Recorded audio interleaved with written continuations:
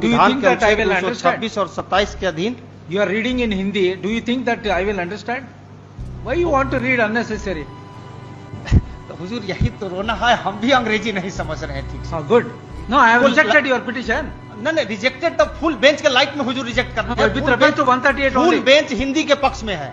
क्या भारत में न्याय सिर्फ उन लोगों के लिए है जो अंग्रेजी में बहस कर सकते हैं? क्या ऐसा हो सकता है कि आप पर केस चले, आपकी जिंदगी का फैसला हो, लेकिन आप अदालत में हो रही बहस को समझ ही ना सके? ये मजाक नहीं, वास्तविकता है।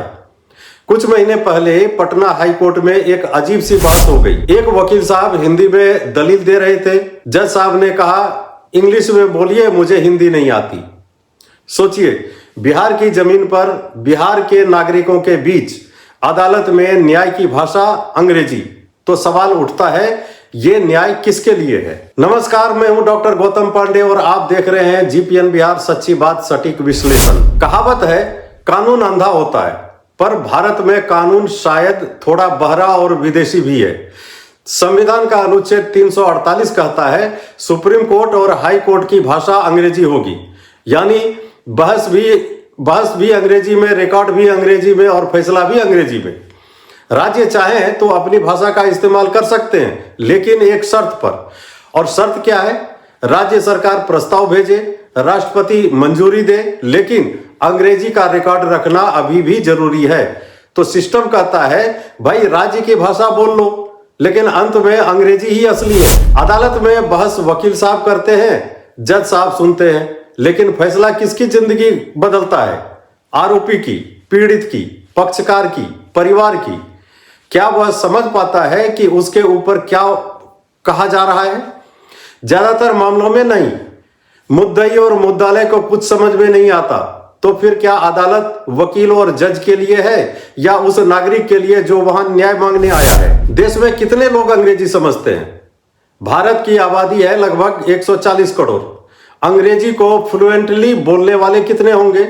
लगभग 10-12%। और कानूनी अंग्रेजी समझने वाले शायद 2-3%। यानी 90% से अधिक लोग न्याय की भाषा को नहीं समझते। यह लोकतंत्र में बहुत बड़ा सवाल है। क्या सिर्फ अंग्रेजी जानने से बेहतर न्याय मिलता है? अब सवाल यह भी है कि क्या सिर्फ अंग्रेजी जानने से बेहतर न्याय मिलता है?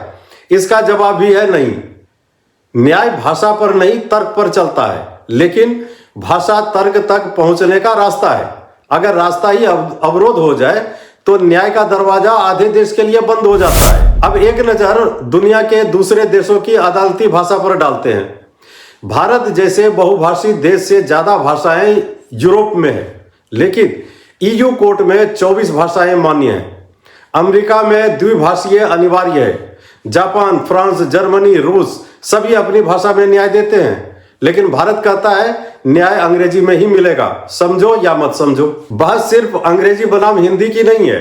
असली बहस यह है, जिस राज्य में जज साहब बैठते हैं, क्या उन्हें उस राज्य की भाषा आनी चाहिए? यह एक महत्वपूर्ण सवाल है। अब देखिए, बिहार में जज साहब आकर कहते हैं हिंदी नहीं आती। तमिलनाडु में कहा जाता है तमिल नहीं आती, बंगाल में कहा जाता है बंगाली नहीं आती। तो कल्पना कीजिए, वकील हिंदी में बहस करे, पक्षकार हिंदी में, पीड़ित गवाह के बयान हिंदी में और आदेश अंग्रेजी में। बीच में पूरा न्यायिक सिस्टम अनुवाद पर अटक जाता है। और ध्यान रहे, न्याय में सिर्फ शब्द नहीं, भावनाएं भी गवाही देती है। जब भाषा बदलती है तो स्वर बदलता है, टोन बदलता है, भाव बदलता है, अर्थ बदलता है, यानी न्याय की आत्मा बदल जाती है। इसलिए समाधान बिल्कुल तार्किक है कि जिस राज्य में जज पोस्ट हो रहा है उसे उस राज्य की भाषा आनी चाहिए। इसे कहा जाता है लैंग्वेज कंपैटिबिलिटी क्राइटेरिया, यानी भाषा अनुकूल मापदंड। और ये तीन तरह से लागू हो सकता है। नियुक्ति के समय न्यायाधीश की योग्यता में भाषा जोड़ी जाए, जैसे आईएएस आईपीएस में कैडर लैंग्वेज का प्रशिक्षण होता है, वैसा ही जुडिशियल सर्विस में भी हो सकता है।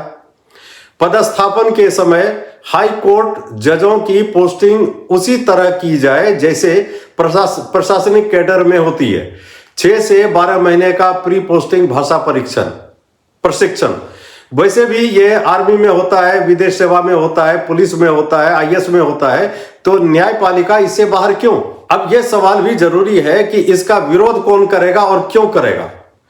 भाषा का लोकतंत्रीकरण होने पर छोटे शहरों के वकील उभरेंगे, स्थानीय टैलेंट बढ़ेगा, नागरिकों की भागीदारी बढ़ेगी, तो ये तो खुश होंगे। लेकिन दिल्ली मुंबई वर्चस्व टूटेगा, बड़ी लॉ फर्म की मोनोपोली टूटेगी, तो ये विरोध करेंगे। इसलिए रेसिस्टेंस है, क्योंकि भाषा सिर्फ भाषा नहीं, पावर है। अंत में भारत में न्याय का प्रश्न अब वही नहीं है कि न्याय मिला या नहीं, प्रश्न यह है कि न्याय समझ में आया या नहीं, क्योंकि जिस न्याय को नागरिक समझ ना पाए वह न्याय नहीं, प्रक्रिया है। और लोकतंत्र में न्याय प्रक्रिया नहीं, अनुभव होना चाहिए। तो अब सवाल आपसे, क्या भारत को न्याय अंग्रेजी में चाहिए या न्याय भारतीय भाषाओं में? और क्या अदालत वकील और जज के लिए है या उस नागरिक के लिए जो वहां खड़ा है? कमेंट में बताइएगा। धन्यवाद।